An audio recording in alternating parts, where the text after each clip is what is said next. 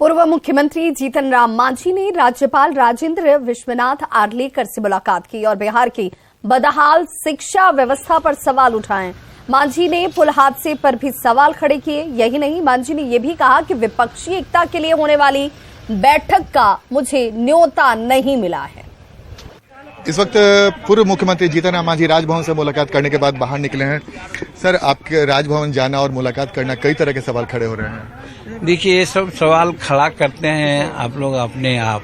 हम कहा कि रविंदर राय जी माननीय पूर्व विधायक रहे हैं, उनका भी एक काम था अक्षयवट महाविद्यालय महुआ में है, उसके बारे में, तो उसके बारे में विस्तृत चर्चा हुई, उनको कराए और चर्चा के बाद वो बाहर चले गए। हमने ही किया कि आप जाइए, और उसके बाद फिर महामहिम से हम यहाँ के सामाजिक, आर्थिक और राजनीतिक परिप्रेक्ष्य पर बातें किया कि ये स्थिति है, ये स्थिति में आप जो भी मदद कर सकते हैं गरीब तबके के लोगों को, खास करके शेड्यूल कास्ट में 22 जातियां यहाँ, 22 जाति में 4 जाति माने बनिस्पत आगे बढ़े हुए हैं, तो वो शेड्यूल कास्ट तो है ही हैं, लेकिन उसके अलावे जो कमजोर जाति हैं जिनको महादलित कहा जाता था, मैं जात के नाम पर महादलित की बात नहीं करता। हमने कहा कि शैक्षणिक बैकवर्डनेस ही हम लोगों का बैकवर्डनेस का पारादंड हो सकता है, और वो है कि जिस समाज या जिस जाति का शैक्षणिक दर 15% या उससे कम हो, उसको महादलित में माना जाए और उसको जो भी सुविधा मिलनी चाहिए राजनीतिक, शैक्षणिक और सामाजिक देना चाहिए। देखिए, ये पुल गिरा है, उसका अनेक कारण हो सकता है और उसकी जांच हो रही है। तो जब जांच हो रही है तो इसमें हमको कुछ नहीं करना है। लेकिन जहां तक एस्टीमेट घोटाला का बात है, हम पहले भी कहते थे, आज भी कहते हैं कि एस्टीमेट घोटाला है। दूसरे जगहों में हम देखते हैं कि जो काम 1000 में होना चाहिए, एस्टीमेट बनता है 5000 का, और काम की गुणवत्ता उसमें कम रहती है। इस चीज को बिहार सरकार को देखना चाहिए। नहीं, ये गलत बात है, ये आप लोगों की बात है। आप लोग को, हम लोग को बीजेपी में एक तरह से भेज दिया है, तो इसलिए ये सब आप लोग जो कहिए, लेकिन सच्चाई यही है कि हम नीतीश कुमार के साथ रहे हैं और रहने के लिए हम एक तरह से वादा किया है, कसम खाया है, तो उस कसम पर आज भी हम तैयारी मौजूद है। नहीं, वो तो एक अलग चीज है, वो अलग चीज है। कसम में कहा था, हम राजनीति में कसम नहीं कोई खाता है। अच्छा। बात सही है, लेकिन हमने खाई है और वो कसम पर हम आज भी अरूर हैं। और साथ में मांझी ने एक और भी बड़ी बात कही कि 23 तारीख को जो बैठक है, उस बैठक के लिए अब तक उन्हें न्योता नहीं मिला है। कैमरामैन राहुल के साथ आनंद अमितराज, न्यूज 18 नेटवर्क, पटना।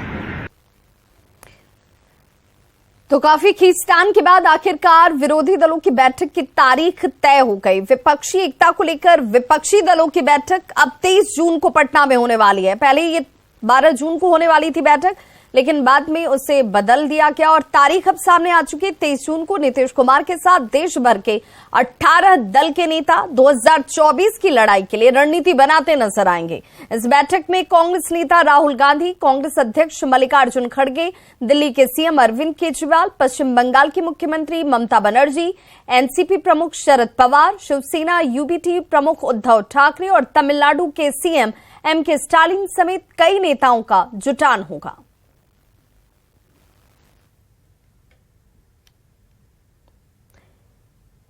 वहीं कांग्रेस नेता मदन मोहन झा ने कहा है कि बैठक में राहुल गांधी और मल्लिकार्जुन खड़गे भी शामिल हो रहे हैं। संजय राउत ने कहा कि बैठक में उद्धव ठाकरे और शरद पवार की भी मौजूदगी होगी।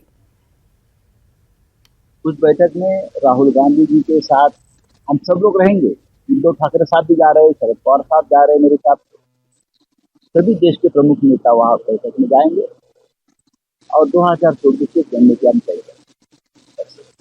नहीं, जानने की बात है, हम तो समझते हैं करीब करीब उन दोनों आदमी का जाना तय हो चुका है और ये तो अच्छी शुरुआत है, अच्छा मुहिम है और हम समझते हैं जो इसमें सफलता मिलेगी सभी लोगों को। कि पहले तो बैठ करके दिल एक हो, और दिल जब एक हो जाएगा तो सीट का बंटवारा में कहीं कोई परेशानी नहीं होगी। कौन क्या मांग रहे हैं, हर एक दल की इच्छा होगी कि हम ज़्यादा से ज़्यादा सीट लड़ें, ये कोई बाधक नहीं होगा गठबंधन में। तो वहीं जेडीयू के राष्ट्रीय महासचिव केसी त्यागी ने विपक्षी दलों की बैठक पर कहा है कि विपक्षी एकता बीजेपी के 100 सीटों को कम करने वाली है। ये एकता 2024 के चुनाव में बीजेपी के उम्मीदवार को कड़ी टक्कर देगी। कि ये विपक्षी एकता का जो ये रोड मैप है भाजपा की लगभग 100 सीटों को कम करने के लिए काफी। जब वो ममता बनर्जी से कोलकाता में और लखनऊ में श्री अखिलेश यादव से मिले, दोनों नेताओं ने बहुत स्पष्ट शब्दों में कहा कि हम एक के मुकाबले एक उम्मीदवार की जो थ्योरी है उसको मानने के लिए हम स्वीकारते हैं। इसमें जो हमारी मित्र पार्टियां हैं उनको धैर्य और धीरज रखने की आवश्यकता है। आनन फानन में बयानबाजी ना की जाए और एक दूसरे के पुरखों के सवाल ना उठाए जाएं। ऐसी आचार संहिता भी हमें उम्मीद है कि 23 तारीख की बैठक। तो विपक्ष की बैठक पर डिप्टी सीएम तेजस्वी यादव ने कहा है कि ये बैठक ऐतिहासिक होगी और 2024 के लोकसभा चुनाव को लेकर इसमें चर्चा की जाएगी। देश के लिए ऐतिहासिक होगा और एक अहम बैठक है। बहुत अरसों बाद जो सभी रीजनल पार्टी ऑपोजिशन की कांग्रेस के साथ लोग बैठेंगे और 2024 को लेकर के चर्चा करेंगे कि हम लोगों को आगे कैसे बढ़ना है।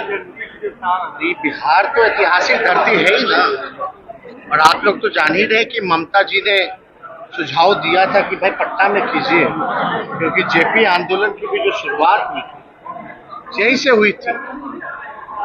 और कभी भी अगर आंदोलन की बात होती है या कोई बड़े परिवर्तन या बदलाव की बात आती है तो बिहार से इसकी शुरुआत होती है। तो ये बिहार से विपक्षी दलों की एकता की जो शुरुआत हो रही है और इसमें तय हुआ है कि सभी जो पार्टी लीडर जो होंगे, कोई रिप्रेजेंटेटिव नहीं, ताकि निर्णय जो है हो सके। तो इस बात को लेकर के हम लोग सब लोग जो है प्रयास हम लोग लगे हुए थे। लोक जनशक्ति पार्टी रामविलास के अध्यक्ष चिराग पासवान ने विपक्षी एकता की कवायद पर तंज कसा है। चिराग पासवान ने कहा कि जैसे खगड़िया का पुल धराशायी हो गया वैसे ही विपक्षी एकता भी धराशायी हो जाएगी।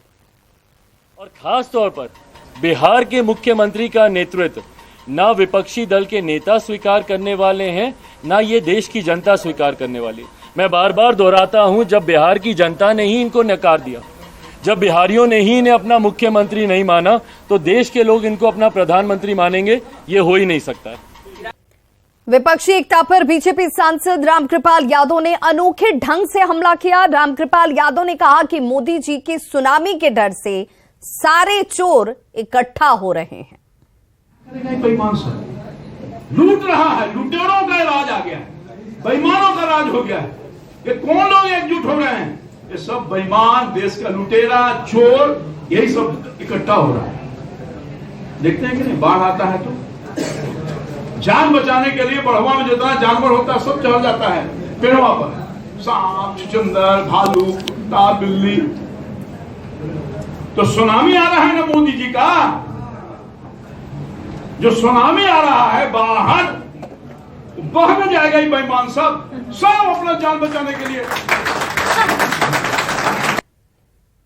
2024 के लोकसभा चुनाव में बीजेपी के खिलाफ विपक्षी एकता के प्रयास पर केंद्रीय मंत्री स्मृति ईरानी ने कहा है कि जैसे करोड़ों का पुल बह गया है वैसे ही इनके अरमान भी 2024 में बह जाएंगे। तो बीजेपी सांसद रविशंकर प्रसाद ने कहा कि आगे आगे देखिए होता है क्या। जो एक दूसरे में सहारा ढूंढ रहे हैं, जो खुद अपने पैरों पर खड़े होने के लिए विफल हैं, वो जहां एकत्रित होने वाले हैं यतीन जी, वहीं पर तो 1750 करोड़ का एक पूरा का पूरा ढांचा पानी में बह गया। उनके अरमान भी 2024 में इसी प्रकार से बह जाएंगे, ये मेरा विश्वास है। क्या बात आप कर रहे हैं? हाँ, अपना आप अलायंस करिए, क्या होगा, जनता तो जवाब देने को बैठी है 24 में। लेकिन कृपा करके इस तरह की बेबुनियाद बात न करें। 23 तारीख डेट फाइनल हो गया, राहुल गांधी आ रहे हैं, खड़गे आ रहे हैं, लोग बता रहे हैं। आगे आगे देखिए होता है क्या।